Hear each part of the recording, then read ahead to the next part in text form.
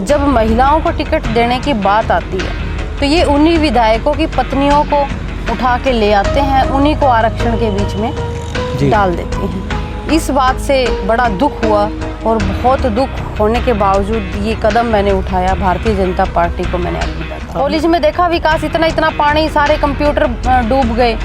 मतलब इन चीज़ों से आप जनता के हितों की रक्षा नहीं करेंगे तो फिर हो किस लिए? राजा किस लिए होता है? जनता की, प्रजा की हितों की रक्षा करे, इसीलिए राजा बनता है। मैंने इतने दिनों बाद इस्तीफा दिया। मैं 3 दिन पहले तक मैंने पार्टी के लिए काम किया था, वो उसका रीज़न था। क्योंकि आप किसी भी व्यक्ति को, आपको ये चीज़ें सुनने को मिलती है कि हमें ज़रूरत नहीं है, हमें वो नहीं है। कार्यकर्ता तो पार्टी की रीढ़ की हड्डी होते हैं। अभी यहाँ पर 10 आदमी बैठे हैं, तो मैं अपनी पार्टी, मैं कांग्रेस पार्टी में हूँ और अब मैं उनको नमस्ते कर रही थी और उनको दिखा रही थी भाई हमारा निशान ये है, आप हमें सहयोग करना, आप हमें वोट देना। मेरे पूरे परिवार ने किया, लेकिन आज मैं कांग्रेस के साथ जुड़ी हूँ तो पूरी निष्ठा ईमानदारी से जुड़ी हूँ। जहाँ जहाँ हमारे कार्यकर्ता, जिनके अंदर मैं कांग्रेस का विचार डाल सकी, तो मैं अपने आप को मानूंगी कि मैंने एक सफल काम किया है, एक स्वाभिमान से राजनीति की। सिटी फर्स्ट न्यूज़ के सभी दर्शकों को बहुत बहुत नमस्कार। मेरा नाम है मुकेश माही। एक बार फिर से हम पहुँच गए हैं कि ऐसी शख्सियत के पास जो लगातार चर्चाओं में पहले भी बने रहे, लेकिन अभी जो चर्चाएं जो शुरू हुई उसमें जो कुछ एक लोग हैं वो बड़ा एक अचंभित हुए कि ये ऐसा कैसे हुआ। हम बात कर रहे हैं प्रदेश महिला मोर्चा की पूर्व में महामंत्री रही, भारतीय जनता पार्टी से कांग्रेस में आने वाली गायत्री देवी जी की। गायत्री जी, आपका बहुत बहुत स्वागत है सिटी फर्स्ट न्यूज़ में। बहुत बहुत धन्यवाद। आपके चैनल के सभी दर्शकों को मेरा नमस्कार। जी, सबसे पहले तो मैं शुरुआत वहीं से करूँगा कि जो अभी मैंने बताया कि प्रदेश महिला मोर्चा की महामंत्री पूर्व में जी, अभी नई पहचान से कैसे हम आपको इंट्रोड्यूस करें? देखिए, मैं कांग्रेस की कार्यकर्ता हूँ। जी जी जी, कांग्रेस की कार्यकर्ता। चलिए स्टार्टिंग वहीं से करेंगे कि आपने जो एक त्याग पत्र जो आपने दिया, जी, सबसे पहले तो वजह क्या रही? क्या आपने जो, किस वजह से आपने त्याग पत्र दिया भारतीय जनता पार्टी मुकेश से? जी, आपने वो त्याग पत्र पढ़ा होगा, उसमें बहुत क्लियर शब्दों में मैंने उस त्याग पत्र में लिखा हुआ था कि महिला मोर्चे की किसी भी बहन को कोई टिकट नहीं दी गई। जी, भारतीय जनता पार्टी ने मंचों से बड़े बड़े वादे किए कि हम महिलाओं का सम्मान करते हैं, हम लखपति दीदी बनाई, करोड़पति दीदी बनाई, कुछ नहीं बनाया। सब कागजों में है, धरातल तक कोई चीज़ भारतीय जनता पार्टी की नहीं पहुंच पाई। आरक्षण की बात आई कि पंचायतों में आरक्षण दिया। आरक्षण किनको दिया, कैसे लोगों को दिया? जब महिलाओं को टिकट देने की बात आती है तो ये उन्हीं विधायकों की पत्नियों को उठा के ले आते हैं, उन्हीं को आरक्षण के बीच में डाल देते हैं। इस बात से बड़ा दुख हुआ और बहुत दुख होने के बावजूद ये कदम मैंने उठाया, भारतीय जनता पार्टी को मैंने अलविदा कहा। आपने उसमें जो स्टार्टिंग जो की कि मैं बड़े दुखी हृदय से भारतीय जनता पार्टी से इस्तीफा दे रहा हूँ। देखिए, आप किसी परिवार में पलते बढ़ते हैं। मेरा एक विचार था, उस विचारधारा के साथ मैंने अपने अखिल भारतीय विद्यार्थी परिषद से अपना जीवन शुरू किया और शुरू करते हुए मैंने ये कहा कि जिस तरह से समर्पित हम एक विचारधारा लेकर चल रहे हैं, उस विचारधारा के साथ आगे बढ़ेंगे। लेकिन देखिए, गायत्री ने हमेशा स्वाभिमान से राजनीति की है। जहाँ गलत होगा मैं उस गलत का विरोध करूँगी। जी, तो कहीं ना कहीं ये जो विरोध है ये आपने लोकसभा चुनाव में क्यों नहीं किया? देखिए, लोकसभा चुनाव एक बड़े लेवल का चुनाव होता है, लेकिन उस दौरान एक बात थी कि विधानसभा चुनाव में जहां हम हासी हल्के का नेतृत्व करते हैं और उस नेतृत्व को आगे बढ़ाने के लिए मुझे भारतीय जनता पार्टी से उम्मीद थी कि ये हमें कहीं ना कहीं आगे लेकर आएंगे। क्योंकि आपने देखा है कि जो पहले विधायक रहे हैं उनकी क्या स्थिति है, क्या छवि है, किस तरीके से उनका काम है। अभी यहाँ मैं बुज़ुर्गों के बीच में बैठी थी, बोला 1000 करोड़ कहाँ हैं? सवाल पूछते हैं, उन सवालों के जवाब अगर विधायक जी दे तो ज़्यादा अच्छा रहेगा। हम तो जानते ही हैं, जनता भी जानती है। जी, तो ये सवालात आपने पहले अपने जो शीर्ष नेतृत्व हैं, चाहे आपकी पार्टी के विधायक हैं, उनसे आपने नहीं पूछी कभी? नहीं, बिल्कुल, मैंने जो हमारा शीर्ष नेतृत्व है उनको इन सभी बातों से अवगत कराया और उन्होंने इन बातों की तरफ ध्यान ना देते हुए फिर उसी व्यक्ति को टिकट देने का काम किया। आप जानते हैं कि कैसी छवि उनकी है, क्या छवि आप एक महिला से पूछ लीजिए, बुजुर्ग से पूछ लीजिए, क्या बात उभर कर सामने आती है। कैसी छवि है बताएं? नहीं, बिल्कुल, आप देखिए कि 1000 करोड़ का हिसाब मांग रहे हैं। पहले तो लोग बोले चौक बना के खड़े कर दिए, विकास कार्य, ये सड़कें वगैरह बन रही है, ये तो हमारा एक अधिकार है, उस अधिकार क्षेत्र में हमारी सड़कें बन रही हैं। पार्क बनता है, सार्वजनिक जगह है, ये तो मतलब जब मैनिफेस्टो बनता है या कोई भी हमारी पॉलिसी आती है, उस पॉलिसी में ये चीज़ें बनती हैं, लेकिन उसमें विधायक का कहाँ रोल है? जी, विधायक का कहाँ रोल है? जनता पूछ रही है, भाई आप कह रहे हो कि हम इतने हाँसी में काम कर रहे हैं, कहाँ कर रहे हो आप? भाई सबके साथ, विकास के साथ भारतीय जनता पार्टी ने पैसे दे दिए, बताओ कहाँ है पैसे? आपने अपने विकास दिख रहा है, कॉलेज में विकास देखा, बेटी बचाओ बेटी पढ़ाओ का नारा दे रहे थे, कॉलेज में देखा विकास, इतना इतना पानी, सारे कंप्यूटर डूब गए, वो बच्चियां मतलब कैसे अपने वो आप पानी को कहीं बचा- बाहर से आया, कहीं किसी सड़क से आया वो विकास पानी? नहीं हुआ जी, इतने सालों से कॉलेज बना हुआ है, पैसा आया है, एक भी कॉलेज नहीं है। 21 किलोमीटर पे कॉलेज देने का वादा कर रहे हैं। जिस दिन मैं भूपेंद्र हुड्डा जी के वहाँ पे थी, तो भूपेंद्र हुड्डा जी के पत्रकारों को ही कह रहे थे, भाई बताओ तुम्हें दिख रहा है कहीं 20 किलोमीटर पे कॉलेज? आप बता दीजिए, आपको दिख रहा है क्या कहीं 20 किलोमीटर पे महिलाओं के लिए कॉलेज? तो कहीं ना कहीं ये जो नाराजगी है ये लोकसभा चुनाव में भी उभर के सामने आ चुकी थी। नहीं, गायत्री बिल्कुल देवी की? नाराजगी उभर के सामने आई। जहां जनता एक विश्वास की नीति पर मोहर लगाती थी, उन्होंने हरियाणा को 5 सीटें देने का काम किया। जी, तो ऐसा जो अभी आप कॉलेज की जो आप बात कर रहे हैं उसमें कहाँ ये, क्योंकि जो अगर आप देखेंगे उसका लेवल, आप उस कॉलेज की पढ़ी हुई हैं, बिल्कुल आपने देखा उसका जो लेवल है वो सड़क के लेवल से काफी नीचे है, बहुत नीचे है। और कहीं भी कोई आपको ऐसा कोई गेट नहीं है जहाँ से सड़क के बाहर से जो है पानी या बाहर से पानी अंदर एंटर हो जाए। देखिए, मैंने वहाँ शिक्षा ग्रहण की है, मेरा एक सिंपैथी भी कॉलेज के साथ है, क्योंकि मैंने वहाँ पे गुरुजनों ने मुझे शिक्षा दी और शिक्षा को आगे बढ़ते हुए मैं भी आगे बढ़ी हूँ, उनका सबका आशीर्वाद है। लेकिन किसी भी चीज़ की तरफ अगर ध्यान नहीं दिया जाता, और मंचों से, आप बड़े बड़े मंचों से बेटी बचाओ बेटी पढ़ाओ का नारा दे दो, लेकिन सार्थक कैसे सिद्ध होंगी? जी, पहलवानों के साथ ये चीज़ें की गई, विनेश फोगाट का उदाहरण आज हमारे सामने है। तो मैंने अपनी पार्टी को अवगत कराया इन चीज़ों से, मतलब मैंने मिल के कहा कि ये जो चीज़ें हो रही हैं ये गलत हैं, और ये आने वाले समय में ये चीज़ हमें इनका खामियाजा भुगतना पड़ेगा। लेकिन उनका इन चीज़ों की तरफ कोई ध्यान नहीं था, वो ध्यान नहीं देना चाह रहे थे। फिर भी एक ऐसे व्यक्ति को यहाँ पर उन्होंने दोबारा से टिकट दे के उतारा, जिनकी छवि इतनी अच्छी है कि हर बच्चा बता सकता है कि कितने भ्रष्टाचार के उनके ऊपर आरोप लगे हुए हैं। जी, कहीं ना कहीं जो चर्चाएं जो अभी चल रही है, आपने ये, क्योंकि मुख्यमंत्री भी चेंज हुआ आपके रहते, आपने दोनों मुख्यमंत्रियों के साथ, चाहे मनोहर लाल खट्टर हैं चाहे नायब सैनी हैं, आपने मनोहर लाल खट्टर को भी आपने इस चीज़ के लिए अवगत करवाया था और नायब सैनी को भी आपने अवगत बिल्कुल, करवाया? मनोहर लाल जी को भी मैंने अवगत कराया था, और नायब जी को भी मैंने इस विषय को, उनका ध्यान उनकी ओर खींचना चाहा था, लेकिन वो समझने के लिए तैयार नहीं है। क्योंकि कहीं ना कहीं मैं तो नहीं मानती कि ऐसी क्या बात होगी, क्या चीज़ें होंगी कि भाई व्यक्ति, मतलब इन चीज़ों से आप जनता के हितों की रक्षा नहीं करेंगे तो फिर हो किस लिए? राजा किस लिए होता है?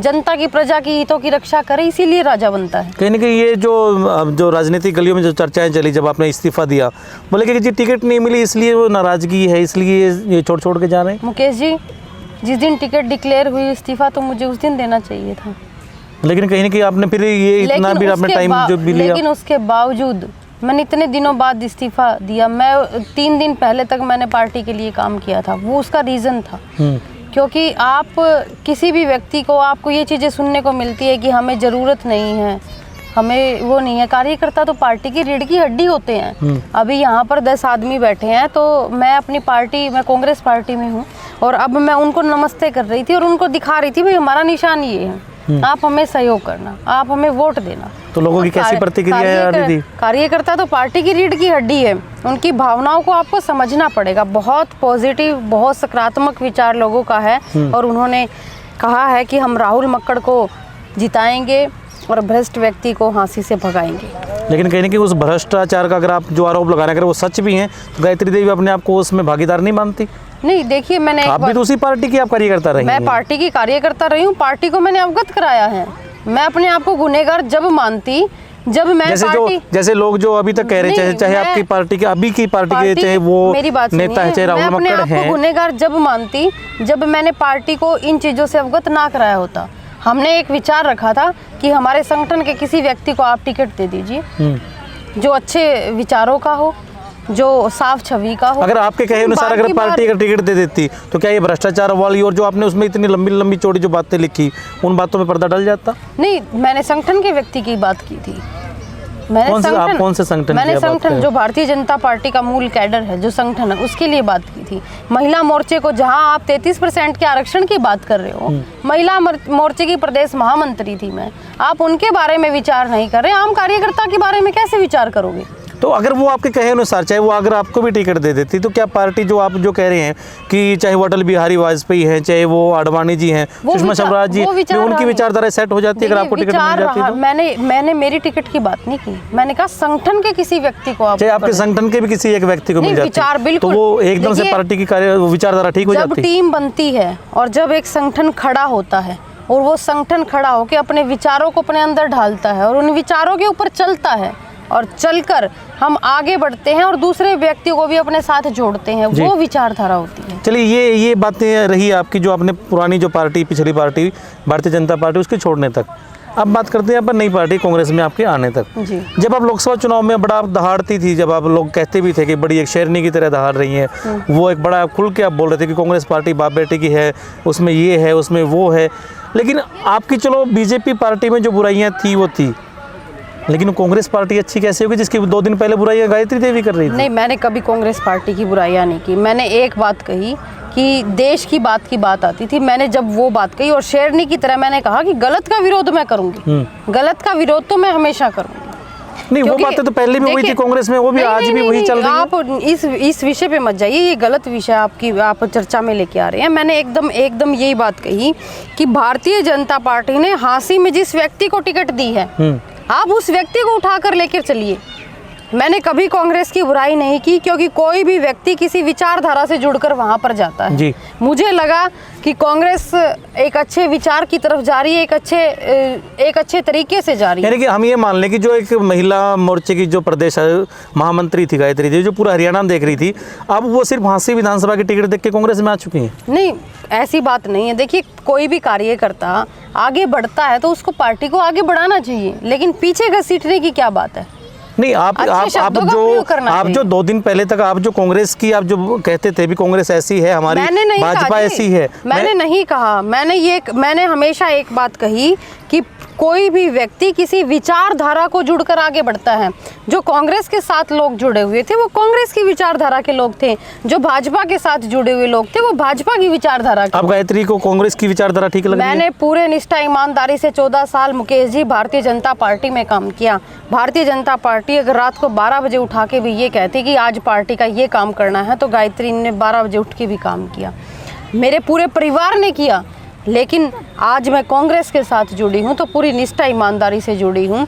जहाँ जहाँ हमारे कार्यकर्ता जिनके अंदर मैं कांग्रेस का विचार डाल सकी, तो मैं अपने आप को मानूंगी कि मैंने एक सफल काम किया है, एक स्वाभिमान से राजनीति की। आपने 14 साल जो है अपनी जिंदगी के अहम 14 साल आपने भारतीय जनता पार्टी को आपने दे दिए। आपको लग रहा नहीं कि आपने छात्र संघ से भी आप जुड़े रहे? एक विचार व्यक्ति करता और पढ़कर आगे बढ़ता है, लेकिन भारतीय जनता पार्टी ने मुझे बदले में क्या दिया है आप अच्छे से देख सकते हैं। आपको लगता नहीं कि 14 साल जो अहम 14 साल आपने बीजेपी की सेवा में बिता दिए, गलत टाइम पे आपने फैसला लिया है कांग्रेस में आने का? नहीं, गलत क्यों है? आप अपने विचारों को, जब आपके विचार कहीं मेल नहीं खाते तो आपका फैसला मुझे नहीं लगता कि गलत होता है। यानी कि जो आपको जो तवज्जो, जो मान सम्मान आपको बीजेपी मिला, आपको प्रदेश महामंत्री बनाया गया, कांग्रेस में भी किसी पद के लिए कोई बातचीत हुई थी? टैलेंट की भी तो कोई बात होती है, किसी व्यक्ति में टैलेंट भी तो होता है कि कौन व्यक्ति कितना अच्छा बोल सकता है, कहाँ जा सकता है।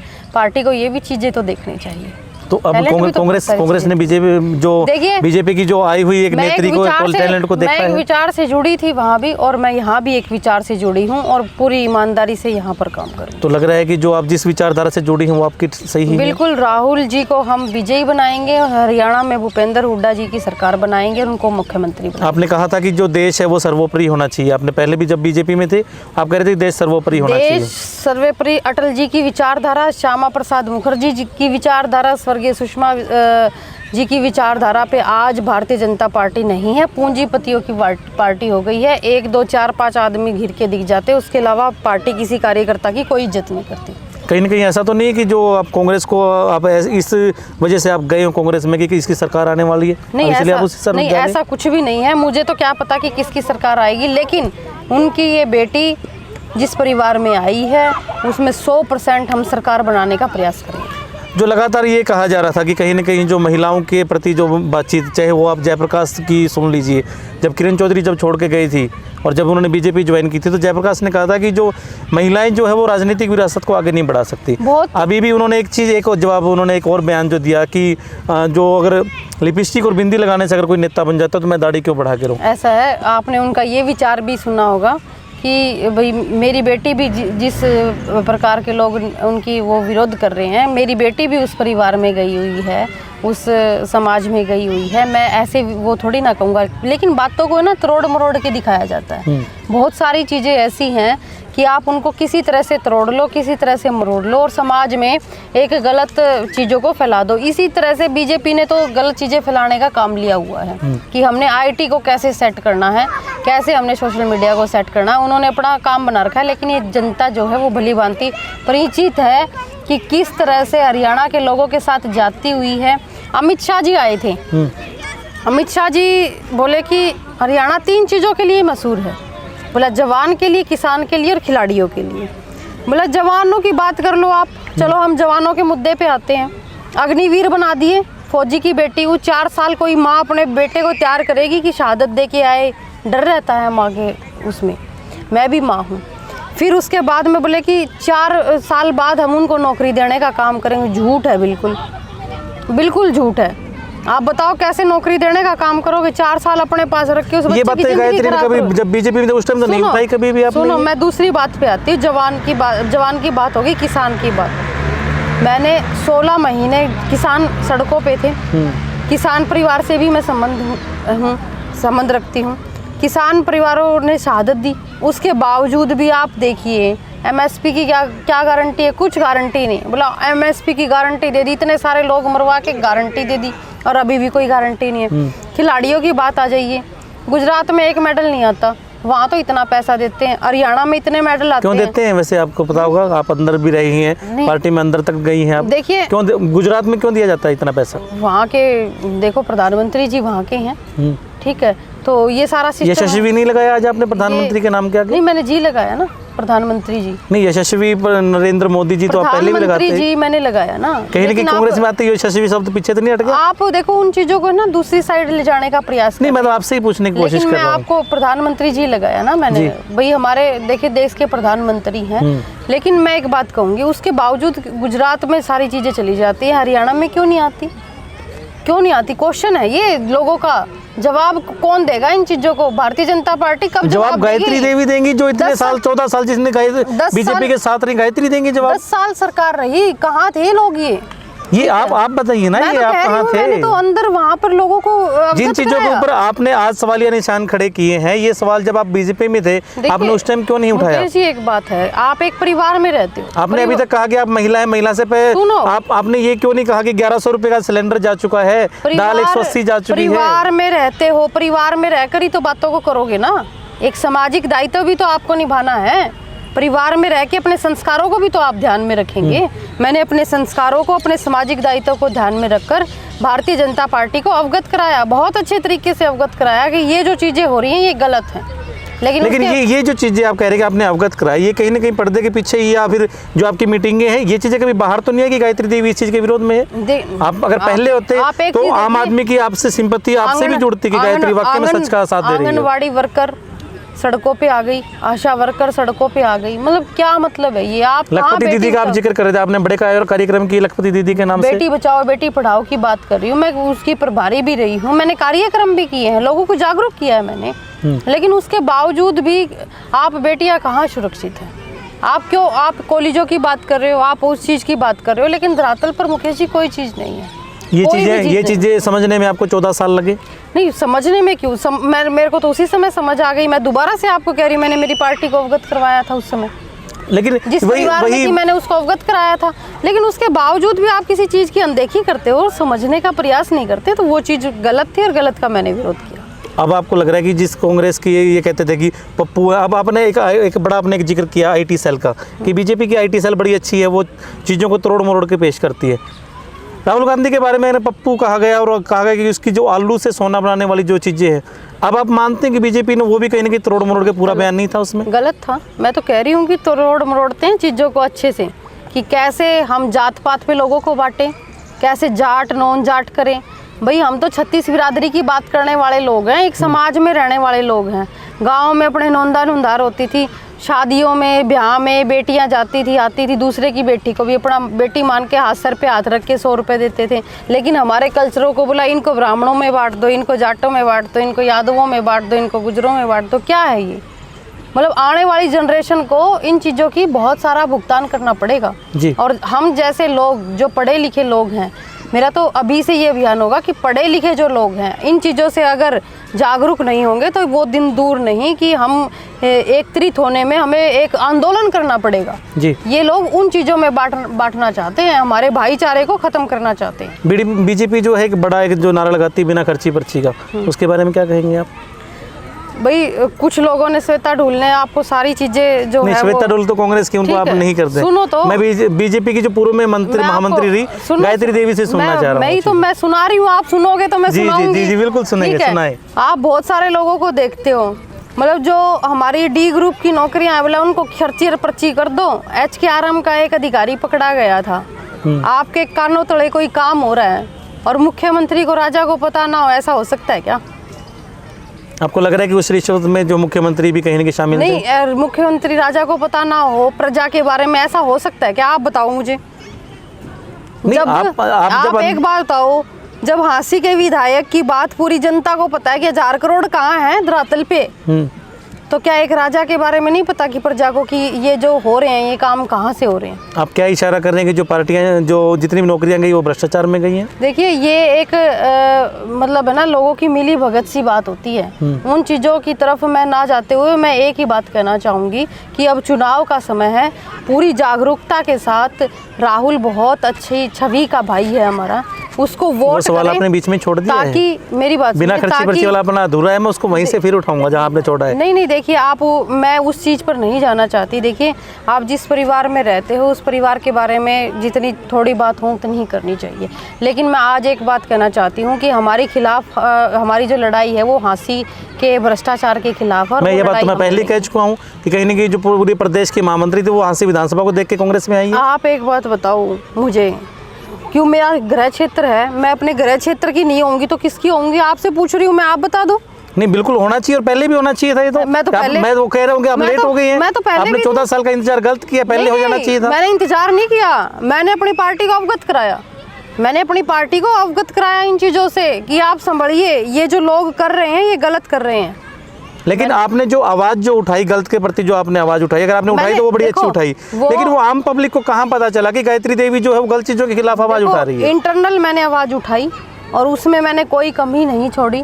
लास्ट तक भी मैंने ये कहा कि भाई आप अपने जो चीज़ें हैं उनको संभाल लीजिए, नहीं तो हमें बहुत बड़ा नुकसान होने वाला है। बीजेपी कहती है कि जब कांग्रेस जब आएगी तो कहीं ना कहीं जो दंगे हैं, लड़ाइयाँ हैं और आतंक जिसे कहें जो अंदरूनी है वो बढ़ जाएगा। मानते हैं आप इस बात को? उनका कितना अंदरूनी आतंक है वो अपने आप में जाके पहले बाद में दूसरे पर इल्जाम लगाए। मैं आपकी पार्टी के आपकी पूर्व पार्टी के विधायक जो प्रत्याशी हैं विनोद बेना, उनकी मैं कहूँ ट्रक यूनियन में गए, उन्होंने कहा कि जो इसी पार्क में जो हुआ था, या एक जो रविंद्र सैनी की जो हत्या हुई वो भी कहीं ना कहीं बोले जी जब कांग्रेस का सांसद बन गया उसके बाद हुई। आपको एक बात बताऊँ, जब हमारी सरकार यहाँ पे आई थी तो मैंने मुख्यमंत्री जी को कहा था कि हमारे जो यहाँ पर हाँसी एरिया है क्राइम बहुत ज़्यादा है, आप उस क्राइम पर कंट्रोल कीजिए। और देखिए कि कहीं ना कहीं एसपी जिला बना, लेकिन उसके बावजूद भी क्राइम एसपी जिला बनने का कुछ फायदा हुआ? उसके बावजूद भी कोई कंट्रोल नहीं हुआ। अभी कुछ दिन पहले रविंद्र जी वाली जो बात हुई, यहाँ पार्क की जो बात है, लेकिन आप एक चीज़ को देखिए कि आप को जनता नुमाइंदा चुनती है और उसको आप कंट्रोल नहीं कर सकते, तो फिर क्या अधिकार है यहाँ रहने का? तो जनता 8 तारीख को बहुत अच्छे से जवाब देगी। यानी कि आप ये कह रहे हैं कि बीजेपी यहाँ से हार रही है? बिल्कुल। और जो कांग्रेस की जीत में कहीं ना कहीं पूरे का पूरा रोल जो है वो गायत्री देवी निभा रही है? वो जनता का रोल है, गायत्री तो जागरूक कर रही है चीज़ों को, जनता का रोल है। गायत्री के साथ जो लोग लगे हुए हैं उनके माध्यम से सबको जागरूक कर रही है कि जागरूक हो जाइए, हमारी हाँसी को बचा लीजिए। टिकटों का बंटवारा हुआ बीजेपी के द्वारा और विनोद भेड़ा को टिकट दे दी गई, चाहे हिसार की हम बात करें कमल गुप्ता को दे दी गई।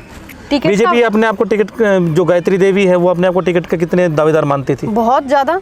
मैंने जनता के लिए, अपने लोगों के लिए काम किया है, एक अच्छी नीयत और नीति लेकर मैं चल रही थी कि लोगों के लिए हम एक अच्छा काम करेंगे। पार्टी हमें मौका दे, लेकिन नहीं मौका मिला। और हम आगे भी काम करेंगे, और काम नहीं भी कर पाए तो राहुल भाई से करवाएंगे विधायक बनने के बाद। आपने कभी विनोद बिहाना के बारे में तो ये नहीं कहा कि हम विनोद बिहाना से काम करवाएंगे? कैसे करवाएं, वो तो उनका बारे में तो आप सबको पता है, सारी जनता को पता है। नहीं, सारी जनता तो कह रही है हम तो चाहे रात को 12 बजे चले जाएं तो भी गेट खोलते हैं वो तो अब 8 तारीख को बता देंगे, जनता ही बताएगी। मैं तो क्या बताऊंगी, मैं तो आपके माध्यम से कह सकती हूँ लोगों को, जनता ही बताएगी सारी बात। यानी कहीं ना कहीं आपकी बातों से ये लग रहा है कि पूरी की पूरी अब जो है वो प्रदेश महामंत्री वाली जो चीज़ें वो हटा के अब कहते हैं कि कांग्रेस नेत्री गायत्री देवी। बिल्कुल, मैं कांग्रेस की हूँ, और मैं आपके चैनल के माध्यम से सभी को कहती हूँ कि पूरे हरियाणा में, हांसी में, हर वार्ड में, हर गांव में हमारे भाई ज़्यादा से ज़्यादा मतों से राहुल जीतना चाहिए। जी, राहुल जीतना चाहिए। कांग्रेस की सरकार बना रहे हैं? बिल्कुल, 100%। और कांग्रेस की सरकार बनने के बाद में युवाओं के लिए और जो किसानों की जो आप बात कर रहे थे, चाहे वो अग्निवीर की भी आप बात कर रहे थे, इनके लिए क्या कुछ नई चीज़ें आ रही है? कल घोषणा पत्र हुआ है, उसमें बुढ़ापा पेंशन 6,000 रुपये और 2 लाख पक्की नौकरियों की जो गारंटी है, और जो ये पोर्टल खेल रहे थे उस पोर्टल को भी ख़त्म करने का प्रयास रहेगा सरकार का, और बहुत अच्छी नीतियों पे सरकार चलेगी। गायत्री देवी अपने लिए क्या संभावनाएं लेके चल रही कांग्रेस पार्टी में? देखिए, मैं जनता के लिए संभावनाएं लेके चल रही हूँ, मेरे लिए मैं कुछ नहीं लेके चल रही, मैं जनता के लिए बनी हूँ, आगे भी जनता के बीच में रहूँगी, आज भी जनता के बीच। 2029 का जो चुनाव होगा उसमें हम ये मान के चले कि कांग्रेस के लिए गायत्री देवी आज से ही अपनी तैयारी कर रही है कि 2029 में टिकट मिले? जनता का जो फैसला होगा, पार्टी का जो फैसला होगा, वो सर्वमान्य होगा। और बस आप ये फैसला जरूर मान रहे कि 8 अक्टूबर को कांग्रेस जीत रही है? बिल्कुल, 100%। और बीजेपी की हार हो रही है, 1000 करोड़ का विकास है वो हार रहा है पूरे हरियाणा में साफ। जी, चलिए बहुत बहुत धन्यवाद। आपने जो इतनी जो अच्छी जो आपने बातें बताई, और कहीं ना कहीं कुछ एक जो बातें जहां हम आपको उलझाना चाह रहे थे वहां से आप ठीक ठाक से निकल लिए, इसके लिए। और चलिए, आप जो नई पार्टी में आए हैं उसके लिए आपको बहुत बहुत शुभकामनाएं। गायत्री देवी हमारे साथ जुड़ी थी, और जैसा इन्होंने कहा कि जो कांग्रेस की जो नीतियां है वो कहीं ना कहीं अच्छी है, देश के लिए अच्छी है, समाज के लिए अच्छी है। ये तो आने वाला समय बताएगा कितनी अच्छी हैं। 8 अक्टूबर को लोग बता देंगे कि हांसी विधानसभा के लिए कितनी अच्छी है। सिटी फर्स्ट न्यूज़ के माध्यम से सारी जो आपने जो जानकारियाँ ली, कमेंट के माध्यम से इनके बारे में अपनी राय जरूर दें। कैमरामैन जतिन के साथ मेरा नाम है मुकेश माही। नमस्कार, जय हिंद, जय भारत।